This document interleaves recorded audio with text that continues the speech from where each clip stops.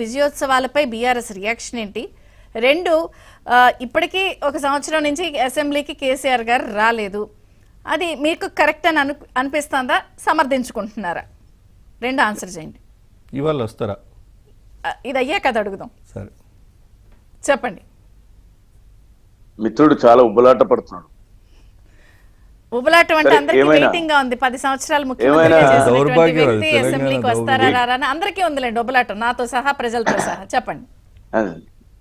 Andhra Jyothi ABN వీక్షకులకు, మీకు, అక్కడ ఉన్నటువంటి మా పోరెడ్డికి, అట్లనే కొనగాలకి, అందరికి కూడా మొట్టమొదట నమస్తే. దాంతో పాటు అందరి అపోహల నుంచి దాటి సంవత్సరం ఈ పాలన ఒకే ముఖ్యమంత్రితో చేసుకుంటుందా, విజయోత్సవం చేసుకోదా అనేటువంటి అపోహలు ఉన్నటువంటి ఈ రాష్ట్ర ప్రజల అపోహలను తొలగించి ఏడాది సంబరాలు జరుపుకుంటున్నటువంటి కాంగ్రెస్ పార్టీ ముఖ్యమంత్రి గారికి ప్రజల అపోహ, మా పార్టీ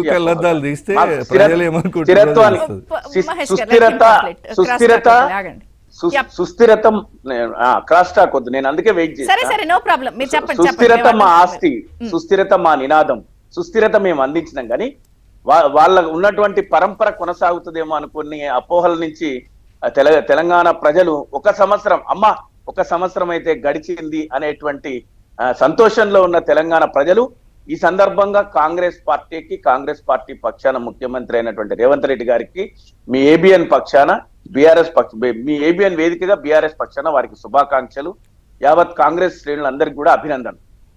అయితే వీళ్ళు మాట్లాడుతున్నారు, మీ తెలంగాణ అస్తిత్వం కోసం మాట్లాడుతున్నారు. తెలంగాణ అస్తిత్వం పోరాటం, అస్తిత్వం గురించి కానీ, లేకపోతే తెలంగాణ ఏర్పాటు కానీ, తెలంగాణ ఉద్యమం గురించి కానీ ఈ రోజు వరకు, అంటే 60 సంవత్సరాల తెలంగాణ ఆకాంక్షను కాలరాసింది, 69 ఉద్యమాన్ని నీరుగార్చింది, 1200 బలిదానాలు, 360 బలిదానాలకు కారణమైనటువంటి కాంగ్రెస్ అనివార్యమైనటువంటి పరిస్థితుల్లో మేము తర్వాత అధికారంలోకి వస్తే బీజేపీ ఇస్తాము అని చెప్పినటువంటి సందర్భంలో తప్పని పరిస్థితుల్లో కాంగ్రెస్ పార్టీ ఇచ్చింది అనేటువంటి ఆమోదాన్ని అసెంబ్లీ సాక్షిగా యావత్ తెలంగాణ సమాజానికి, తెలుగు ప్రజలు, ప్రపంచం మొత్తం వినేటట్టుగా మేము ఎన్నో సందర్భాల్లో చెప్పాం.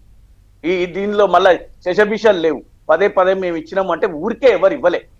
ఎన్నో ప్రాణాలు పోయినాయి, ఎంతో కష్ట నష్టాలు, 14 సంవత్సరాల సుదీర్ఘ ఉద్యమ ప్రస్థానానికి ప్రతిఫలంగా ఒక మనిషి అహింస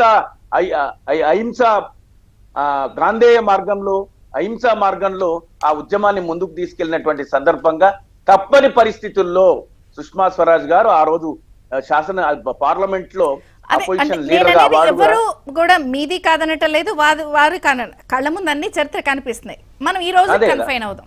సో ఈ రోజు చాలా ప్రత్యేకం. అసెంబ్లీ సమావేశాలు అంటే ఏం లేదు, మనకి టైం లిమిట్ ఉన్నప్పుడు పాయింట్ మళ్ళీ సెకండ్ టర్మ్ రాదు మీకు. నేను అనేది ఏంటంటే, వాళ్ళు చాలా సగర్వంగా మేము విజయోత్సవాలు జరుపుకుంటున్నాం, ప్రజల్లో ఒక ఫీల్ గుడ్ ఫ్యాక్టర్ ఉంది, చెప్పింది చేస్తున్నాం. సో మీరు అనుకుంటున్నటువంటి నెరవేరలేదు కాబట్టి మీకు బాధ ఉందేమో అంటూనే నేను అడుగుతున్నది ఒకటే ప్రశ్న.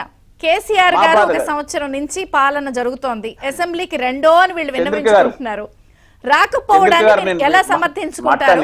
ఈ రోజు వస్తారు. డెఫినెట్ గా సమర్థించుకుంటాం. మేము ఏమంటాం అంటే, మేము ఒకటే చెప్పగలుగుతాం, వాళ్ళు సంబరాలు చేసుకుంటున్నందుకు మాకు అభ్యంతరం లేదు. కానీ వాళ్ళు ఇచ్చినటువంటి హామీలలో ఏది నెరవేరదు. ఒక అరాకొరగా నెరవేరింది ఏదన్నా ఉంది అంటే, ఆ బస్సులలో జనానికి, ఆడవాళ్లకు అవకాశం ఇచ్చిండ్రు, ఉన్న బస్సులలోనే ఇబ్బంది పెట్టి నిత్యం విధులకు వెళ్లే వారికి ఇబ్బంది కలిగించి 1,50,00,000, 1,70,00,000 ఏవో లెక్కలు చెప్తారు, కాకి లెక్కలు. వాళ్ళు ఆ లెక్కలు అదొక్కటి మినహాయిస్తే గ్యాసు, ఉత్త గ్యాసే, ఒడ్లకి ఇచ్చేటువంటి బోనసు బోగసే, రైతు బంధు ఇంకా రా బంధులుగా